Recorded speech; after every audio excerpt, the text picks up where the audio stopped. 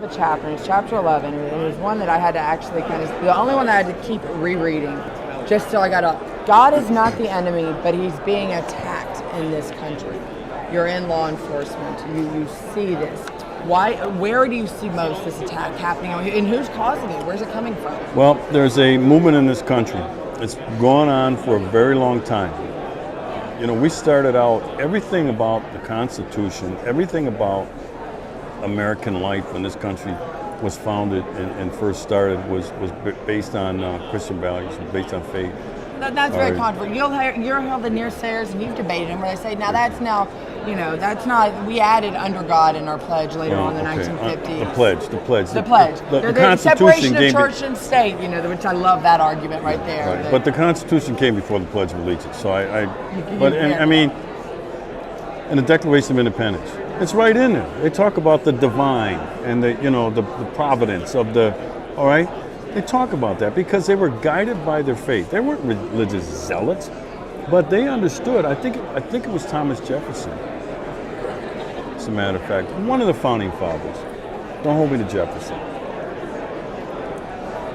He said something to the effect that if this country does not maintain itself under Christian values, we don't deserve to be free. It was something to that effect. I could find it if need be, but it's true. Okay, they were guided by that. Guided. I didn't say they were controlled by it. They were guided. So, you look today, and there's a movement towards secularism, removing God from the public square.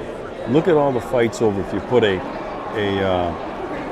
crucifix, in a park or something, and people, the ACLU and the atheist movement, go to court to have that thing removed and all that nonsense. Just leave people alone. See, we have freedom of religion in this country, not freedom from religion.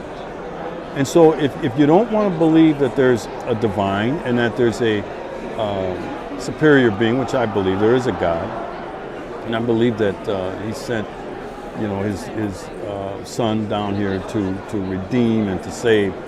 If you don't believe it, fine. I wouldn't come and try to convince you otherwise, but why are you going to stop me from believing? And that's what this movement is, which is why I think it's so wrong. And just leave me alone about my faith. So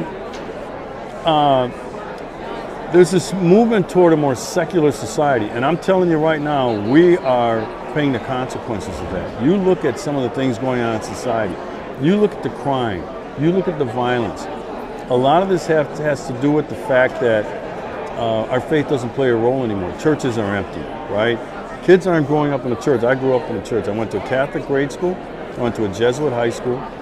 Part of my college, my bachelor's degree was at a Lutheran university. So it's always played, and I'm not saying I've been a perfect Christian, but it's always been there, in some sort of way.